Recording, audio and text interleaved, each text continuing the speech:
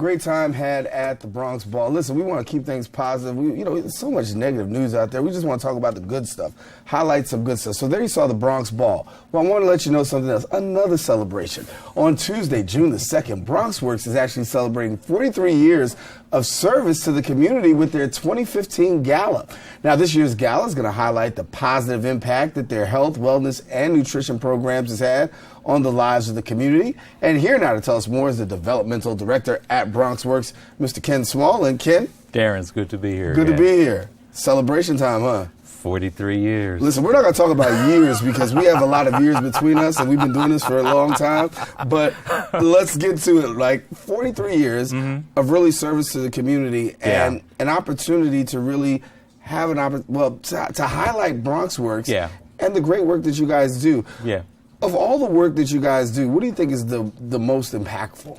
Well, there's so many things that BronxWorks does that I think have a great impact on people in the Bronx. Oftentimes we have to really sit down and say to ourselves, what do we want to focus on? And this year, in terms of our annual event, we decided that we would have a focus on the health and wellness initiatives of the organization. Health and wellness is something that's infused into many of the programs that BronxWorks has, in particular programs that engage young people, but also the programs that engage seniors, and to some extent, the programming that we have that engages working age adults. So no matter where you look at in terms of a population group that BronxWorks serves, there's an element of the health and wellness into that population group. And we're very happy that this year at our annual event, we're going to have a call to action, and the call to action will focus specifically on our health and wellness activities. You got a gala, you got honorees, you got people coming all over. Do we have red carpet? Are you gonna run comparison to the Bronx Ball here? We're gonna do our best to try to be on par. Okay. And hopefully you'll come and join us. I'm gonna try my best. Listen, June 2nd is a possibility. Okay. Give me this one here. When you talk about honorees, there's so many people that you could choose from, but you have some very special people in mind that you've selected. What makes them special? Well, there are 3 folks that BronxWorks is going to be honoring this year at our gala. 2 of them are BronxWorks board members. One is our former board chair, Mr. David McLean, and he was very instrumental in a number of developments at BronxWorks, one of them being our name change from the Citizens Advice Bureau, the other being the transitioning from Carolyn McLaughlin as executive director to our current executive director, Ms. Eileen Torres. The second BronxWorks board member that we're going to be honoring is Mr. Mike Diadio, who has also been on the board now for a number of years, and he's one of the board members who's really looked at getting us to focus a bit differently. And he's a native of the Bronx. He went to middle school here and has gone on to realize some fame and fortune in the financial services sector. So coming to the BronxWorks board has been an opportunity for him to give back to the Bronx where he started. And the third honoree this year is going to be Willie Colon. Not Willie Colon, the salsa trombonist, but Willie Colon, the offensive lineman for the New York Jets and the 2009 Super Bowl champion with the Pittsburgh Steelers. And like Mike Diadio, Willie Colon also has some Bronx roots as well, having gone to school here, having grown up here. So again, it's a situation where we've got an honoree who's looking to come back, who's looking to give back. And he actually spent some time with you guys. Oh yeah. Willie's been very supportive of us in terms of our classic community center, where he actually still has a family member who lives near that center, and he's been fortunate enough to provide us with support around Thanksgiving time for the seniors who live near the Classic Center. There's a number of NYCHA complexes in that area, and he's been one of the folks who's been able to provide us with support around Thanksgiving time. And we're very fortunate to have him come on June the 2nd. You talked about the highlight of health, wellness, and nutrition programs here. When you look at the borough of the Bronx, and we know that we suffer with a great deal of, a high percentage of people with obesity. How is BronxWorks really tackling this issue? What we're doing is looking at it in a number of ways. One of the things that we're doing is looking at how do we incorporate fitness into much of the work that we do?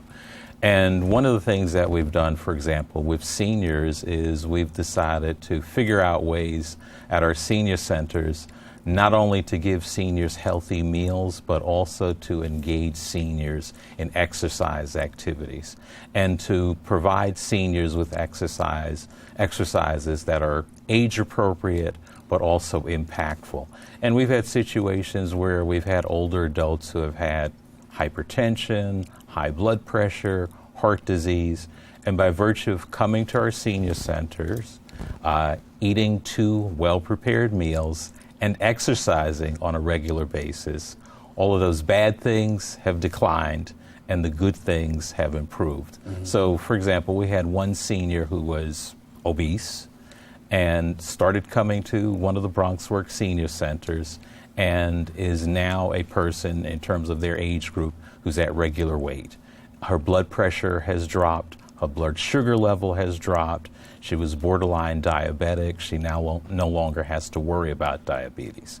And similarly, in terms of young people, we're looking to, or I should say, we actually have gotten them involved in some fitness activities as well.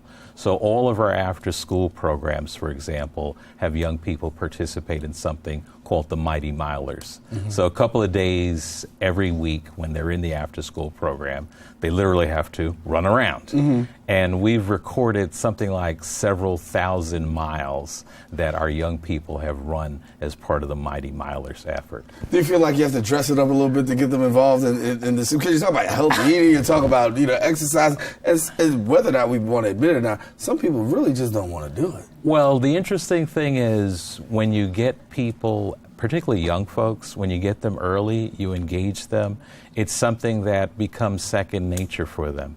And I'll give you an example. We have a young man who's part of the Blue Waves BronxWorks swim team. And the young man, when he first came to the swim team, he literally was unable to swim. Mm-hmm. Couldn't swim a lap. Now the young man is about to enter the Junior Olympics. And his dad says that he's become quite a health and wellness buff. So no more sodas, no more potato chips. He's drinking water, he's eating much healthier food, and he's in much better shape than he was prior to joining the swim team. We need to live vicariously through him, huh? Yes, and we've literally got dozens of other examples of young people, not only in our swim team, but also in terms of other activities that they've engaged in order to improve their physical well-being. Well, congratulations goes out to you guys. 43 years of really doing some hard work and really some boots on the ground in the community. For people who want to become a part of the gala, is it too late to come on out and be part? We still have time, and folks can still sign up for our June 2nd event. They can go to the BronxWorks website at www.bronxworks.org, or they can call our office at area code 646-393-4011. All right, Ken Small, Developmental Director of BronxWorks. Thanks so much for coming and sharing. Good to see you again. Same here, Daren. Thank you. As always, Ken Small. All right, well, guess what? Gotta take a quick break, but first, let's take a look at the unveiling of a new fixture on the Lehman College campus. It was dedicated to peace and civil rights. Our BronxNet correspondent, Nicole Irasi.